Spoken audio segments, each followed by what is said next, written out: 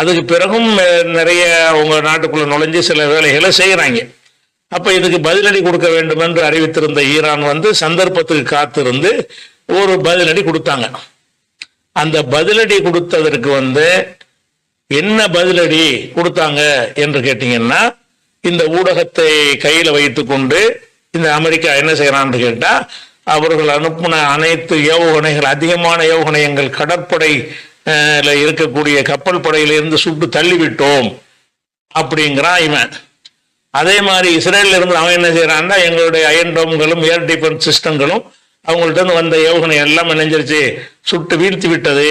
மிகச்சில இடங்கள்ல தான் அது விழுந்து வெடித்தது. அது விழுந்து வெடித்துதான், மிகச்சில இடங்கள்ல தான் அது வெட்ட வழியில விழுந்து வெடித்ததை தவிர அந்த ஈரானுடைய தாக்கத்தினால எந்த பாதிப்பும் இல்லைன்னு சொல்லி என்ன செஞ்சாங்க, அந்த புழுகு, ஆகாச புழுகுமாங்களை இதுக்கு நிகரான ஒரு புழுகு இருக்க முடியாது. இப்படி அமெரிக்காவும் புழுகுனான். அமெரிக்க கப்பற்படையினாலையும் அந்த ஏவுகணைகள் எதுவும் சுடப்படவில்லை, இஸ்ரேல்னாலையும் முடியல. ஆனால் என்ன செஞ்சாங்கன்னு கேட்டா, அந்த சூப்பர் சோனிக் ஏவுகணை எல்லாம் நாங்க சுட்டு வீழ்த்திட்டோம் அப்படின்னு என்ன செய்யறாங்க, புழுகுனாங்க. அந்த நியூஸ் வரவே விடல. எத்தனை பேர் செத்தாங்கிறது, என்ன இழப்புங்கிறது வந்து பெரும் இழப்பு. அந்த இழப்பு அவங்க எந்த விமானத்தை வச்சு குண்டு போடுவாங்களோ அந்த விமானங்களை பூரா காலி பண்ணியிருக்காங்க. அப்ப எந்த ஒன்றையும் மறைத்து விட்டு நாங்கள் எங்களுடைய ஏர்பேஸ் டிஃபென்ஸ் சிஸ்டங்கள் மூலமாக தாக்கிட்டோங்கிறாங்க. அதையே தான் திருப்பி திருப்பி சொல்லிட்டு இருக்கிறாங்க. அமெரிக்க கப்பற்படை நிப்பாட்டி இருக்கான்ல, இவன் வந்து அங்கேருந்து வரக்கூடிய ஏவுகணை எல்லாம் தடுத்துட்டானா, தடுத்து அடிச்சு நொறுக்கிட்டானா அப்படிங்கிற மாதிரி என்ன செய்யறாங்கன்னா அதை சொல்றாங்க. அது உண்மையா? இந்த ஆயுதங்களை பற்றின ஒரு புரிதல் இருக்கிறவன் இதை ஏத்துக்கிற மாட்டான். வெகுஜன மக்கள்கிட்ட போய் சேரும்போது அடிச்சுட்டாங்களாமல, ஒண்ணுமே செய்யலையாமல. ஏன்னா இழப்பை தான் காட்டலையில.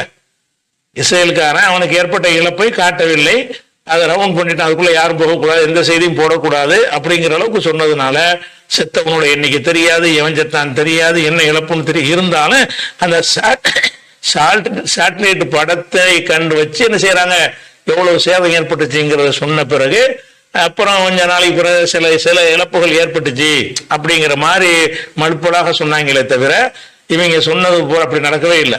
ஒரு அவங்களுடைய சூப்பர் சோனிக் ஏவுகணை, ஹைப்பர் சோனிக் ஏவுகணைகளை வந்து ஒன்றை கூட இவர்கள் வந்து சுடவும் இல்லை, எதிர்க்கவும் இல்லை, அமெரிக்காவும் தாக்கவும் இல்லை, தாக்க முடியாது. முதல்ல விளைவிக்கணும்.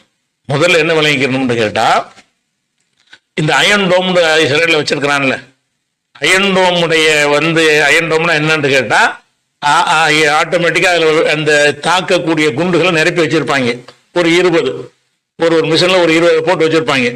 அங்கேருந்து வரும்போது என்ன செய்யணும்னா, அது சென்சார் மூலமாக, ரேடார் மூலமாக அந்த எந்த தாக்குறதுக்கு வருது, ஏவுகணை வருது அல்லது ட்ரோன்கள் வருதுன்ற கண்டுபிடிச்சி ஆட்டோமேட்டிக்கா என்ன செய்யும்னா அதை சுட்டுப்படும். இதுதான் அயன் டோம்ங்கிறது. இந்த அயன் டோம்கள் மூலமாக இப்ப தாக்க வரக்கூடிய சுடுறதுன்னு இருக்குல்ல, அதுக்கு வந்து அதனுடைய வேகம் என்ன, என்ன வேகத்துல போய் அது தாக்கும் அப்படின்னு சொன்னீங்கன்னு சொன்னா, இந்த வேகத்தை வந்து ஒளி வேகத்தில், ஒளின்னா சத்தம், சத்தத்தினுடைய அளவை வைத்து என்ன செய்யறாங்க, கணிக்கிறாங்க. ஒளி வேகத்தை வச்சு என்ன செய்யறாங்கன்னா கணிக்கிறாங்க. சத்தத்தினுடைய வேகம் என்னன்னு கேட்டீங்கன்னா, ஒரு மணிக்கு ஒரு மணிக்கு வந்து 1225 கிலோமீட்டர்னு அதை கணக்கிடுறாங்க. இந்த ஒளியுடைய சத்தத்துடைய வேகம் வந்து 1225 கிலோமீட்டருக்கு போயிடும். ஒரு வெட்டி அடிச்சிங்கன்னு சொன்னா 1225 கிலோமீட்டருக்கு போய் என்ன செஞ்சிருக்காங்க, அந்த வேகத்துல போயிடும். மணிக்கு 1220, அதை கால்குலேட் பண்ணி இந்த சத்தத்தின் வேகம் எவ்வளவு அப்படிங்கிற ஒரு பொருளை தூக்கி எறிகிறத விட நான் சத்தத்துடைய வேகம் கூட தானே. இப்ப நீங்க ஒரு 10 மீட்டருக்கு அந்த பக்கம் நிக்கிறேன், நான் பேசுறேன், உடனே உங்களுக்கு விளங்குதுல, அந்த செகண்டே உங்களுக்கு விளங்குதுன்னா அந்த ஒளியுடைய வேகம் உங்களுக்கு எவ்வளவு தெரிகிறது. ஒரு கல்லை விட்டு எரிஞ்சா கூட அவ்வளவு சீக்கிரம் உங்களை வந்து தாக்காது. நான் பேசுறது உங்களுக்கு வந்து உடனே வந்து கேட்கறது. அப்ப இந்த சத்தத்தின் வேகத்தை என்ன வச்சுதான் என்ன செய்யறாங்கன்னு கேட்டா, இந்த ஆயுதங்களை வந்து அளவிடுறாங்க. அளவிடும் போது இதுல வந்து ஒரு ஒளியுடைய ஒரு ஒளியுடைய வேகம் என்பது, இயற்கையான வேகம் என்பது 1225 கிலோமீட்டர் இந்த வேகத்தில் உள்ளது. இவன் வச்சுக்கிற அயன் டோம் இருக்குல்ல, அயன் டோமுடைய வேகம் எவ்வளவுன்னு கேட்டா 2.2 ஒளி வேகம். அதாவது அந்த ஒளி வேகத்தை விட, சத்தத்தின் வேகத்தை விட 2 மடங்கு. 1225 சொன்னா 2400 2500 கிலோமீட்டர் வேகத்தில் போய் தாக்கும்.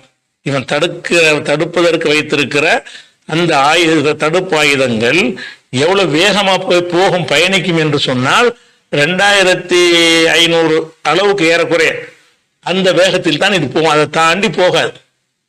தாக்க வரக்கூடிய ஆயுதம் 3000 மைல் வேகத்தில் வருதுன்னு வைங்க, தாக்க முடியுமா? இவன் போகும்போது அதை தாண்டி போயிடும். அப்ப 2500 வேகம் தான் இவனுக்கே இருக்குது. அயன்டோமுடைய அதிகபட்ச வேகம் எவ்வளவு ஒன்று கேட்டா 2.2 தான். 2000 செக்ஷன் தான் இருக்குது. 2500 கிலோமீட்டர் வேகத்தில் அந்த தாக்குவதற்கு உரிய ஆயுதம் அவன்கிட்ட கருவி வைத்திருக்கிறான்.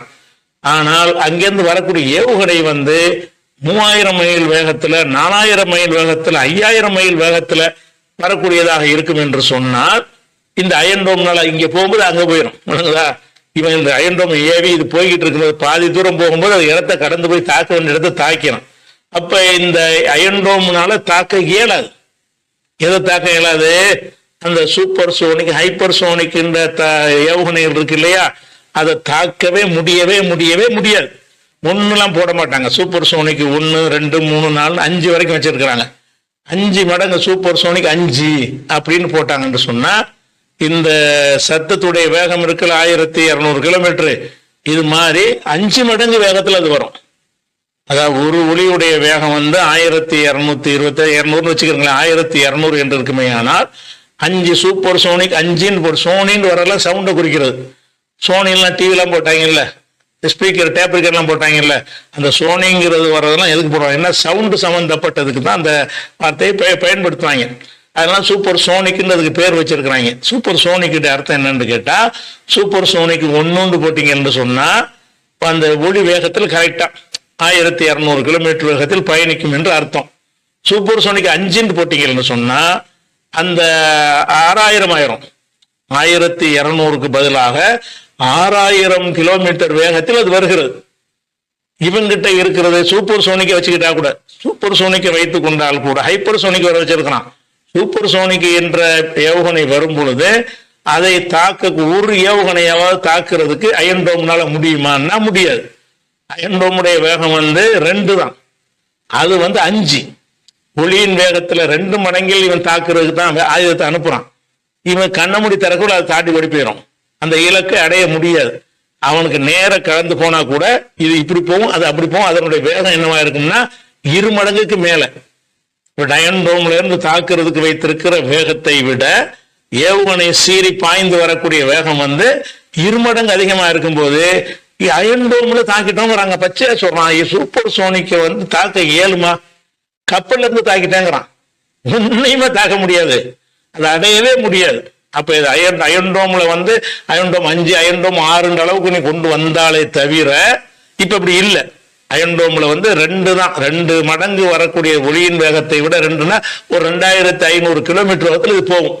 மணிக்கு 2500 கிலோமீட்டர் வேகத்தில் போவதை கால்குலேட் பண்ணீங்கன்னு சொன்னா இதை தாண்டி அது என்ன செய்யணும்னு கேட்டா சூப்பர் சோனிக்கு 5ல தான் ஆரம்பிக்கிறேன். 1, 2லாம் போட மாட்டாங்க. Super sonic 5, super sonic 6, super sonic 7 இருக்குது.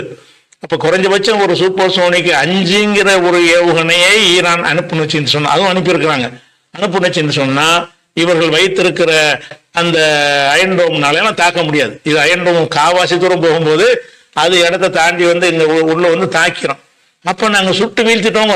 ஏதோ ட்ரோனை சுட்ட மாதிரி எப்படி அவங்க தாக்க முடியும்? அவன்கிட்ட இந்த ஹைப்பர் சோனிக் சூப்பர் சோனிக்ல அமெரிக்காவை விடவும் டாப்ல இருக்கிறது ஈரான் தான்.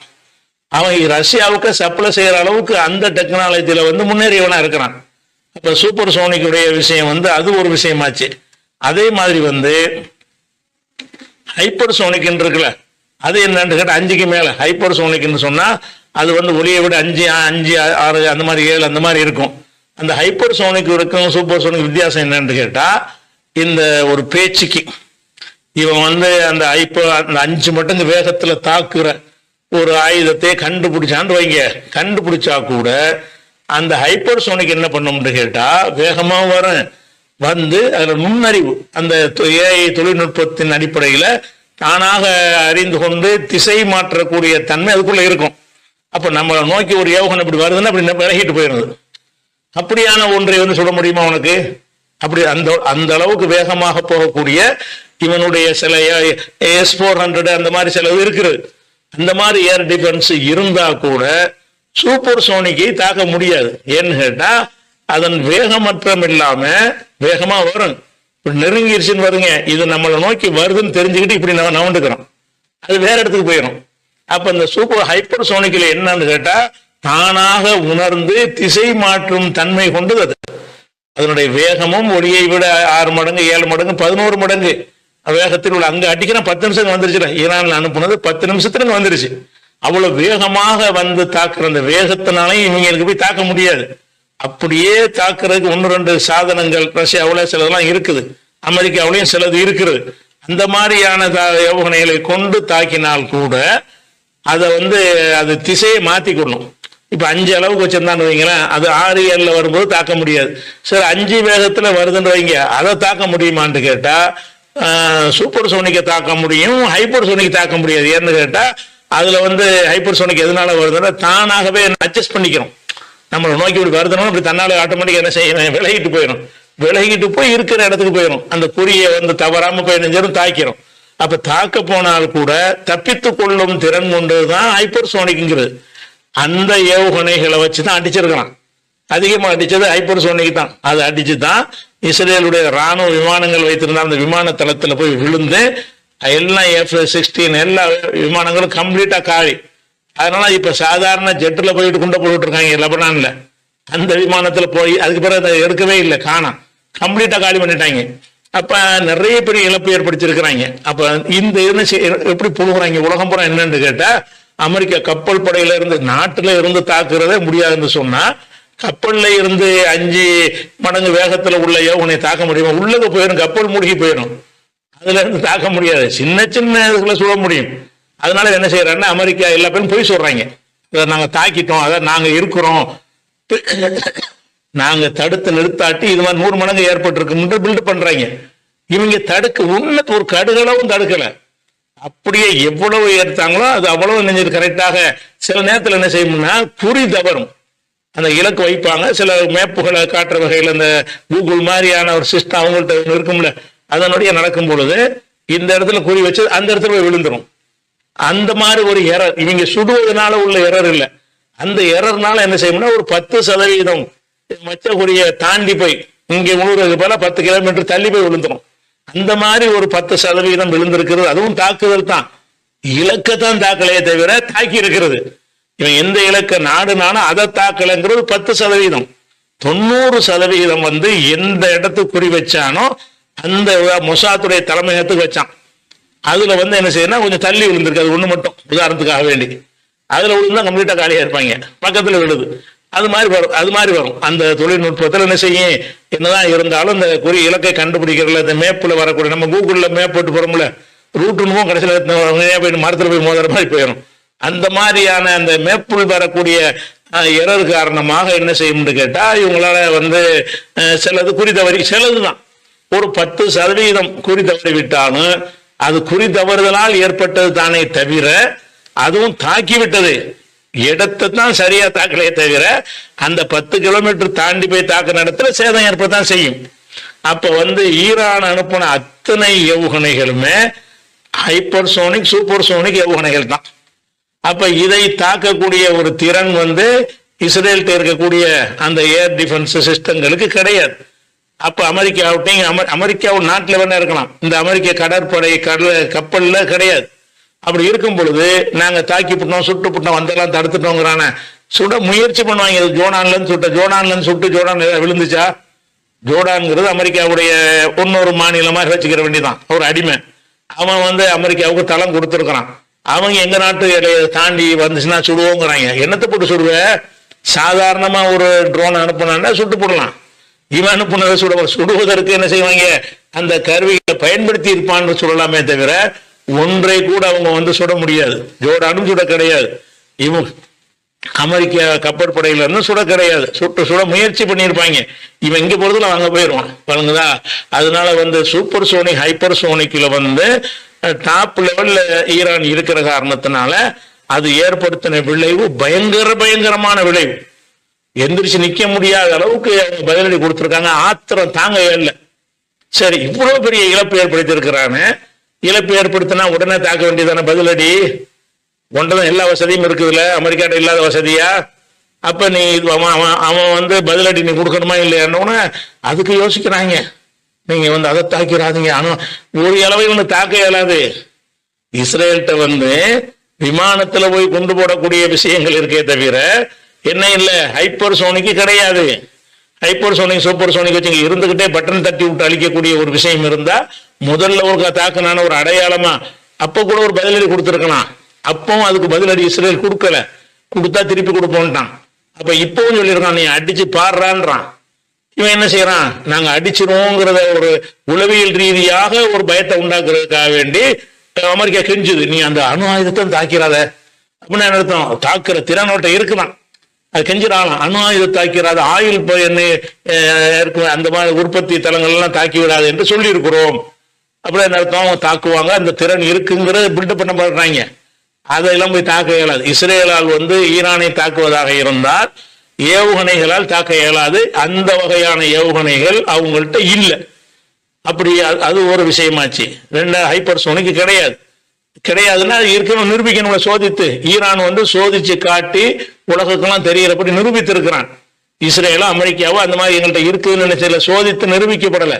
இருந்தா நிரூபிக்காம இருக்க மாட்டாங்க. அப்ப இவன்கிட்ட வந்து அப்படி இஸ்ரேலுக்கு தாக்க இயலாது. அதிகபட்சமா எப்படி தாக்க இயலும்னு கேட்டா, இவங்க வந்து விமானங்கள், குண்டு வீச்சு விமானங்களை எடுத்துக்கிட்டு போய் அதை வந்து அதுல இருந்து குண்டு போட்டு தாக்கலாம். ஆனா இங்க இருந்து இஸ்ரேல் இருந்து ஈரான் வரைக்கும் பறந்து போற அளவுக்கு எரிபொருள் தாக்கு பிடிக்குமான்னா பிடிக்காது. இப்ப இடையில எரிபொருள் நிரப்பணும். அல்ல எரிபொருள் நிரப்பக்கூடிய விமானங்கள் இருக்கிறது, ஆகாயத்துல வச்சே நிறைச்சிட்டு அப்புறமே குண்டு போடணும்.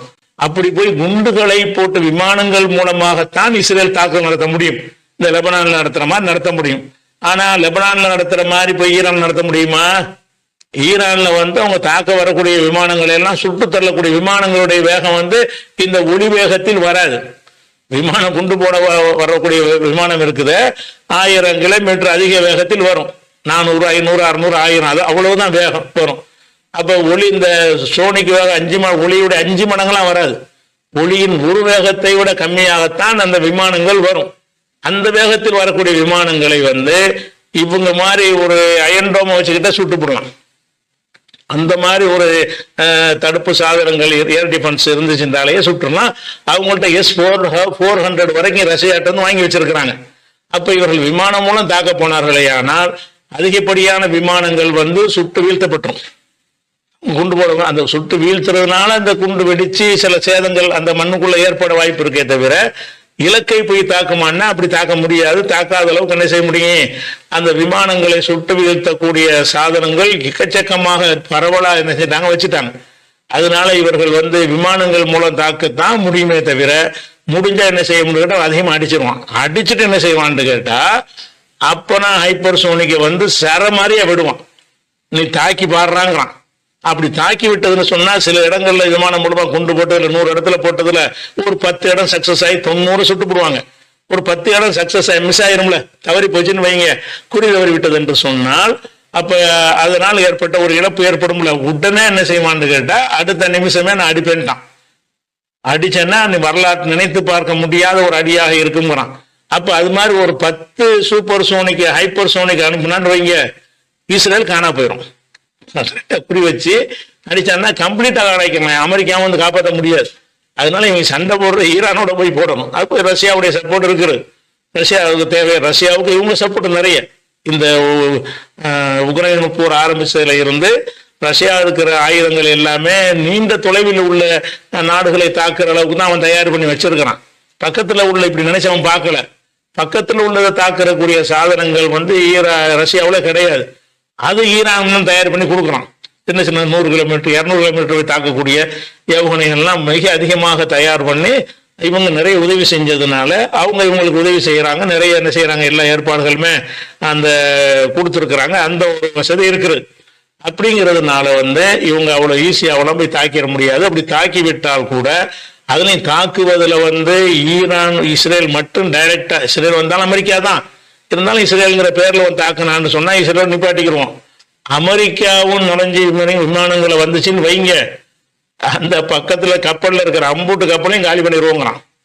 அனைத்து கப்பல்களையும் காலி பண்ற அளவுக்கு எங்கள்கிட்ட சாதனங்கள் இருக்கிறது. அதே மாதிரி வந்து ஈராக்ல, சிரியாவுல எல்லாம் நீங்க வைத்திருக்கிற, பஹ்ரைன்ல வைத்திருக்கிற, ஜோர்டான்ல வைத்திருக்கிற அமெரிக்காவுடைய படை தளங்களையும் குறிவைப்போம். அமெரிக்கா அதுல நேரடியா தலையிட்டது என்று சொன்னால் அவங்களையும் தாக்குவோன்ட்டான். அமெரிக்கா துணை நீங்க இப்படி பயப்படும், ரொம்ப பயப்படுவானோ. அதனால வந்து எல்லாம் அந்த ஆயுத பலம் தானே தவிர இயல்புல வந்து உலகத்திலே பெரிய கோழைகள் யாருன்னு கேட்டா அமெரிக்காவுடைய ராணுவம் தான். கடுமையான கோழை ராணுவம். தரப்படைய லேசில் இறக்கவே மாட்டாங்க. இந்த மாதிரி மேல இருந்து கூட்ட அப்பாவி லட்சம் லட்சமா கொண்டு விட்டு ஆப்கான்ல மக்களை பூரா கொண்டு குவிச்சுட்டு தான் போய் தரப்பறை இறங்கினாங்க. சண்டைக்கெல்லாம் போக மாட்டாங்க. அதனாலதான் போய் அப்ப தாக்கு பிடிக்க முடியும். நேரடி சண்டை வந்தோன்னு அங்கங்க அடிக்கிறான்னா ஓடி வந்துட்டானுவோம். அதனால அமெரிக்கா வந்து போய் நேரடியா தாக்க மாட்டான். அப்படி தாக்குவானையானால் ஈரான்னால வந்து அவங்களுக்கு பதிலடி கொடுக்க முடியும். எங்க கொடுப்பாங்க? பல படை தளங்கள் சவுதியில இருந்து எல்லா நாடுகள்லையும் வச்சிருக்கிறான். அந்த தளங்களை குறி வச்சு அடிப்பாங்க, ஹைப்பர்சோனிக் வச்சு அடிப்பாங்க. அது அமெரிக்காவால் தடுக்க முடியாது. அதை நீங்க ஞாபகத்துல வச்சுக்கணும்.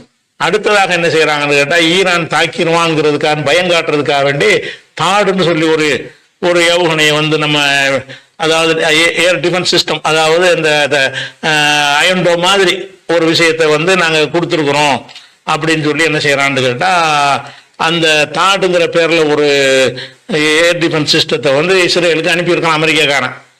அதை வச்சு அவங்க என்ன செய்வாங்களாம், எல்லாத்தையும் தாக்கிடுவாங்களாம். அதை நீங்க தாக்குமான்னு நீங்க என்ன செய்யுங்க, தேடி பாருங்க. நீங்க தேடி பார்த்தீங்கன்னு சொன்னா அந்த தாடுங்கிற ஏவுகணைகள் மூலமாக இதை தாக்க முடியாது. எதை? ஹைப்பர்சோனிக் எல்லாம் தாக்க முடியாது. அதனுடைய வேகமும் மட்டுப்படுத்தப்பட்ட வேகமாக தான் இருக்கிறது. அந்த தாட்டுங்கிற அந்த ஏர் டிஃபென்ஸ் சிஸ்டத்தை அமெரிக்கா தயாரிச்சது வந்து பலஸ்டிக் ஏவுகணை என்று சொல்றாங்கல்ல, அதை வந்து தடுக்கிற வகையில் தான் தயாரிக்கப்பட்டிருக்கிறது. பாலஸ்டிக் ஏவுகணைன்னு சொல்றாங்கல்ல, அந்த சூப்பர் சோனிக் ஹைப்பர் சோனிக்கை தாக்கும் அளவுக்கு அதுல வந்து அந்த திறன்ல தயாரிக்கப்படவே இல்லை. பலஸ்டிக் ஏவுகணைன்னு என்னன்னு கேட்டா, பலஸ்டிக் ஏவுகணை இருந்தாலும் அது வேகமாக தான் வரக்கூடியது, வேகமாக தான் வரும், வேகமாக தான் தாக்கக்கூடியதாக தான் இருக்கும். அது என்ன செய்யும்னு கேட்டா, அந்த ஏவுகணை அனுப்புறாங்கல்ல, இஸ்ரேலுக்கு அனுப்புறாங்கல்ல, அனுப்பணும்னு நினைச்சு கீழ் நோக்கி இறங்கணும். அந்த இடம் வரைக்கும் மேலே போயிட்டு அதுக்கப்புறம் கீழ் நோக்கி இறங்கி அந்த இடத்துக்கு தாக்கணும். அந்த கீழ் நோக்கி இறங்கும் பொழுது அது வந்து அந்த பூமியுடைய ஈர்ப்பு சக்தியை கொண்டுதான் இறங்கும், பவர்ல இறங்காது. ஏந்தி தள்ளுறதுக்கு தான் பவர். தள்ளி இஸ்ரேலுக்கு மேல ஒரு போயிடுச்சுன்னு வைங்க, அப்புறம் அதை குறிப்பார்த்து இறங்கணும். அப்படி இறங்கும் போதும் உள்ள பவர் வச்சோம்னா ரொம்ப பெருசா போயிடும், செலவு ஜாஸ்தி ஆயிரும் சொல்லி மேல தள்ளுற வரைக்கும் அதனுடைய எரிபொருளை கொண்டு என்ன செய்யும், மேல வரும். இறங்கும் போது அந்த பூமியுடைய ஈர்ப்பு சக்தி இருக்குல்ல, தன்னால உழுவுற மாதிரி இறக்குறைய. பலஸ்டிக் யோகனைங்கிறது வந்து நம்ம ஒரு கல்ல மேல இருந்து போட்டா தன்னால அது உழுவுமா இல்லையா? அதுக்கு எரிபொருளை வச்சா உழுவுது? எரிபொருளை வச்சு உழுவுறது இல்லை. அதனுடைய பூமியுடைய ஈர்க்கக்கூடிய சக்தி என்ன இழுத்துரும். அப்ப அந்த குறியை மட்டும் கரெக்டா வச்சிருவான். பூமி இழுத்து கொண்டே தாக்கக்கூடியது. அப்படிங்கும்போது அதனுடைய வேகம் கம்மியா போயிடும். மேல வரும்போது தான் வேகமா வரும். இப்படி உழ ஆரம்பிக்கும் பொழுது புவி ஈர்ப்பு சக்தியின் அளவுக்கு தான் அது இறங்கும். அதனால என்ன செய்ய முடியும்னு கேட்டா, அது அமெரிக்காவுடைய இந்த தாடுங்கிறதுனால அதை பூமியை நோக்கி இறங்கும் போது சுற்ற முடியும். ஏன்னு கேட்டா அது பவர் தள்ளுறது இல்லை. அது மேல வரைக்கும் இப்படி தள்ளுறது வரைக்கும் தான் அந்த ஏவுகணைய அந்த நிறுவனத்துடைய வேலையாக இருக்கும். மேல வந்து இஸ்ரேல் வந்தவன கீழே இறங்கி தாக்கு அப்படின்னு ஒரு கமாண்ட் கொடுத்துருப்பாங்கல்ல, தாக்குறதுக்கு இறங்கக்கூடிய நேரத்தில் வந்து அதுக்கு பவர் இருக்காது, எல்லாம் காலியா இருக்கும். அப்ப எதை கொண்டு தாக்கும் என்று கேட்டால், அந்த பூமியை அதை இழுத்துக்கிறோம்ல, அந்த இடத்துல நிப்பாட்டினா தன்னால கீழே தானே வரேன். அதுல என்ன செய்யும்னு கேட்டா, அந்த ஏவுகணையுடைய எடை சக்தியை பொறுத்து வித்தியாசங்கள் பண்ணும். ஒரே சீராவெல்லாம் வராது.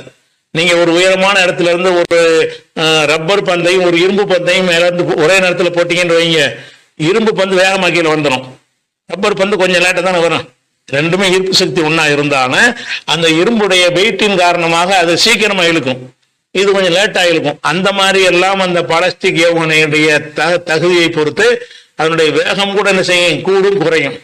ஆனால் ஹைப்பர் சோனிக்கு சூப்பர் சோனிக்கு வந்து கடைசியில் தள்ளுற வரைக்கும் அந்த பவரை மீனே கொடுத்துருவான். பூமியுடைய ஈர்ப்பு சக்தியை கொண்டு இயங்காது. அதனால இந்த குண்டு போடுற இடம் வந்த உடனே அங்கேயும் அதே ஸ்பீட்ல போய்கிட்டு இருக்கும். எது? Super sonic. அதனால அந்த ஏவுகணைகளை தாக்கும் திறனில் இவங்களுடைய தாடு ஏவுகணை அந்த ஏர் டிஃபென்ஸ் சிஸ்டம் உருவாக்கப்படவில்லை. பாலஸ்டிக் அதாவது ஒரு மேல வரைக்கும் பவர்ல வந்துட்டு அதுக்கப்புறம் வந்து பூமியுடைய ஈர்ப்பு சக்தியில போய் விழுகிற மாதிரி உள்ள குண்டுகள் இருக்குல்ல, அதான் பாலஸ்டிக்ங்கிறாங்க. பாலஸ்டிக் ஏவுகணைகள் வந்து புறப்படும் வேகம் பயங்கரமா இருக்கும், தாக்கும் வேகம் குறைஞ்சு போயிடும். அப்படி வந்து அப்படி இறங்கும், இப்படி இறங்கும், அப்புறம் சர்ன்னு வரும். இறங்கையில அப்படியே இந்த பூமியோட ஈர்ப்பு சக்தி என்ன, இதோட வெயிட் என்ன, இவனோட ஈர்ப்பு சக்தி என்ன என்பதை கால்குலேட் பண்ணி அதுக்கு தகுந்த மாதிரி இறங்கும். இந்த அதனுடைய வேகம் வந்து பல மடங்கு குறைந்து போயிடுற காரணத்தினால இவங்க வச்சு என்ன செய்யலாம், சுட்டுடலாம். அது அயன்டோம் வச்சு சொல்ல முடியாது. இந்த தாடுங்கிறான்ல அந்த ஒரு அயன்டோம் மாதிரி உள்ள சிஸ்டத்தை வைத்து தாக்கிட முடியும். ஆனா ஹைப்பர் சோனிக்கை சூப்பர் சோனிக்கை தாக்குவதற்கு இது உதவாது. அதை ஈரான்னு சொல்லிட்டான். இது வந்து படம் காட்டுறாங்க, இவங்களுடைய தாடுனா எங்களுடைய ஏவுகணையில் ஒன்றும் பண்ண முடியாதுன்னு அவர் தெளிவாக அறிவிச்சிட்டான். இது பயம் காட்டுறாங்க, இஸ்ரேலுக்கு எல்லாம் கொடுத்துருக்குறோம், ஏவுகணையை போட்டுறாத. அது எனக்கும் உனக்கும் சொல்லு, அவனுக்கு ஈரான்னு சொல்ல முடியுமா? இதுல ஊறி போனவங்க அவங்களுக்கு தெரியுமா இல்லையா? பொதுமக்களை ஏமாத்துறதுக்காக வேண்டி அப்படி என்று அதனாலதான் இன்னும் தாக்காம இருக்கிறான். இஸ்ரேல் இன்னும் என்ன செய்யல, பலஸ்தீன் அப்பாவி மக்களை போய் கொண்டு போட்டு சாவடிக்கிறானே தவிர ஈரான்ல போய் அடிச்சா அடி பலம், அப்ப அடினா பன்மடங்கு பலமா இருக்கும். அதோட காலியாயிரும், அமெரிக்காவிலையும் காப்பாற்ற முடியாது. அதனால வந்து இவர்களுடைய அந்த ஏவுகணை தடுப்பு சிஸ்டம் என்று சொல்வதெல்லாம் பொய். அது மாத்திரம் இல்லாம இன்னொரு அடிப்படையை நீங்க கவனிக்கணும். இந்த தடுக்கிற சிஸ்டம் இருக்குல்ல, ஒரு அயன்டோமாவே இருக்கட்டும் அல்லது வேற ஏதாவது சிஸ்டமாக இருக்கட்டும், அந்த மாதிரி பேட்ரியாட்டுங்கிறான்ல அந்த மாதிரி சிஸ்டமா இருக்கட்டும், எந்த மாதிரி சிஸ்டமா இருந்தாலும் அதுல ஒரு குறிப்பிட்ட ஒரு எண்ணிக்கையில் தான் அதுல வந்து நிரப்புவாங்க. 1000-2000 இறக்க முடியாது. ஒரு அயன்டோம்ல ஒரு 20 குண்டை போட்டு வச்சிருப்பாங்க. அப்ப 20 ட்ரோன் வரும்போது 20ஐயும் தாக்கிறான், 21வது வரும்போது தாக்காது, காலி ஆயிரும். அப்ப இடத்து மரம் கலட்டி மரம் ஃபுல் பண்ணி நிறைச்சி அந்த டைம் வர்றதுக்குள்ள அவன் 100 ஏவுகணை விட்டுருவான் உள்ள. அப்ப அந்த தாக்குறதுக்கு வந்து இவங்க தாடா இருந்தாலும் சரி, அது மாதிரி இவங்க சொல்லக்கூடிய அயன்டோமா இருந்தாலும் சரி, ஒரு குறிப்பிட்ட 10-20 அந்த எண்ணிக்கையில் தான் அதுல வந்து சரக்கு வைக்க முடியும். அந்த 10 வீசி முடிச்ச பிறகு மரம் வந்து ஃபுல் பண்ணணும். அதுதான் 95 பேர் அது ஏக்கருக்கு வேணுமா, எதுக்கு கிருத்திக்கு ஃபுல் பண்ணி வச்சுக்கிட்டே இருப்பதற்கு. அந்த மாதிரி இருக்கக்கூடிய நேரத்துல அப்ப இருக்கிறத வந்து சின்ன ஒண்ணுமில்லாத அனுப்பிவிட்டு காலி பண்ணிடுவாங்க. ஒண்ணுமில்லாத ஏவுகணை ட்ரோன் அனுப்பிவிடுவாங்க, அதை போய் தாக்கிக்கிட்டு இருக்குமா, இருக்கிற சரக்கு குறைஞ்சு போயிடும். அப்ப வந்து பாலஸ்டிக் ஏவுகணை வந்தாலும் தடுக்க முடியாம போயிடும். அதனால வந்து இவங்க வந்து பில்டப் கொடுக்குறாங்க. பெரிய அமெரிக்காவுக்கு வந்து பெரிய அவமானம் ஏற்பட்டு கொண்டிருக்கிறது. அமெரிக்காவுக்கு பயப்பட தேவையில்லைங்கிற அளவுக்கு அரபு நாடுகள்லாம் இப்போ தைரியம் ஆயிடுச்சு. அவங்க தெரிய நாடுகள்லாம் கவனிக்கிறாங்க. என்ன கவனிக்கிறான், என்னடா இஸ்ரேலை வந்து அங்க உட்காந்துட்டு அமெரிக்காவையெல்லாம் தாண்டி அனைத்து ஐரோப்பிய நாடுகளையும் தாண்டி உள்ள போய் பூந்து அடிச்சுட்டானுல அப்படின்ற உடனே இவன் வந்து வலிமையான ஒரு ஆளுன்னு சொல்லி என்ன செய்யறாங்க, ஈரானுக்கு பயந்துகிட்டு எங்க நாட்டுடைய தளத்தை நாங்க கொடுக்க மாட்டோம். இது வரைக்கும் சொன்னது கிடையாது. ஏன் அரபு நாட்டெல்லாம் பயப்படுறான்னு கேட்டா இந்த ஒரு காரணத்தினாலதான். அதனால வந்து இதான் அரபு இஸ்ரேல் ஈரான் போருடைய நிலவரம். கண்டிப்பாக இவர்கள் நம்ம விரும்புறோம்னா இவங்க தாக்கணும்னு நம்ம விரும்புறோம், இவங்க ஈரானை தாக்கணும். அப்பதான் ஹிஸ்புல்லா மாதிரி ஹமாஸ் மாதிரி இல்லாம ஈரான் மாதிரியான ஒரு பதிலடி கிடைக்கும். அதுலதான் அவங்க அழிக்க முடியும். அது மாதிரி வந்தாங்கன்னு சொன்னா அமெரிக்காவில் ஒன்றும் செய்ய முடியாது. நல்லா தெரிஞ்சுக்கிறங்க, அமெரிக்காவுக்கு ஒரு நாட்டிலையும் போனாங்க விரட்டி தான் விட்டாங்களே தவிர கூட ஆள் சேர்த்துக்கிட்டு தான் அந்த அமெரிக்காரன் எப்பவுமே போவான், தனியா போகவே மாட்டான். அப்படி போகும்போது வியட்நாமில் அடி நொறுக்கினாங்கல்ல, நுழைய முடியாம கம்ப்ளீட்டா விரட்டி அடிச்சாங்க. அந்த மாதிரியான ஆப்கானிஸ்தான்ல தான் நடந்துச்சு. அதனால அமெரிக்காக்காரன் வந்து ரொம்ப யோசிப்பான். இப்ப வந்து பெரிய அளவுல அந்த பாதிப்பு நிறைய ஏற்பட்டு இருக்கிறது. அதனால வந்து இந்த போர்ல இறுதி போர்ல வந்து ஈரான்ல இவன் தாக்குவதன் மூலமாக முடிவுக்கு வரும். இஸ்ரேல் ஈரானை தாக்கணும், தாக்கினால்தான் நல்லது. தாக்குனா கண்டிப்பா ஈரான் வந்து எல்லாம் ப்ரிப்பேர் ஆயிட்டாங்க. யோசிச்சு தாக்குனது காரணமே என்னன்னு கேட்டா எல்லாமே ப்ரிப்பேர் ஆயிட்டாங்க. இந்த நேரத்தில் ஒரு செய்தி நம்ம சொல்லிட வேண்டியது என்ன இருக்குன்னு கேட்டா, இந்த அரபு நாட்டில ஷைத்தானெல்லாம் என்ன செய்யறான்னு கேட்டா, ஷியா, இவன் ஷியா யாரே, ஈரான் ஷியா, ஹிஸ்புல்லா ஷியா, ஹவுதிங்கிறவன் ஷியா. இந்த ஷியாக்களுக்கு பின்னாடி போவதான்னு சொல்றாங்க. சரிடா, அவன்லாம் ஷியா தானே. ஹமாஸ் யாரு, அவன் தானே, ஷியா இல்லாதவன் தானே. அப்ப ஷியா இல்லாதன்னு பாதிக்கப்படுவோம். நீங்களாம் என்ன பண்ணிட்டு இருந்தீங்க, இந்த சவுதி அரேபியாவில இருந்து சம்பளம் வாங்கிட்டு இருக்கிற சில பேர் இருக்கானுவோ நம்ம நாட்டுல, இந்தியாவுல இலங்கையிலாம், இவனும் பில்டப் கொடுப்பாங்க. சவுதிக்கா பில்டப் கொடுப்பாங்க, உலகம் போன அது மாதிரி இருக்கிறாங்க. மதனின்னு சொல்லி அவங்க தயாரிச்சு அனுப்பப்பட்டவர்கள் சவுதிக்கு வந்து எந்த ஒரு பாதிப்பு வராதவர்களோட பேசுவாங்க. இவங்களை வச்சுக்கிட்டு என்ன செய்யறாங்கன்னா உலக மக்கள் மத்தியில நம்ம முஸ்லீம் அந்த வேடம் போடலாங்கிறதுக்கான ஷியா கலரை பூசுறாங்க.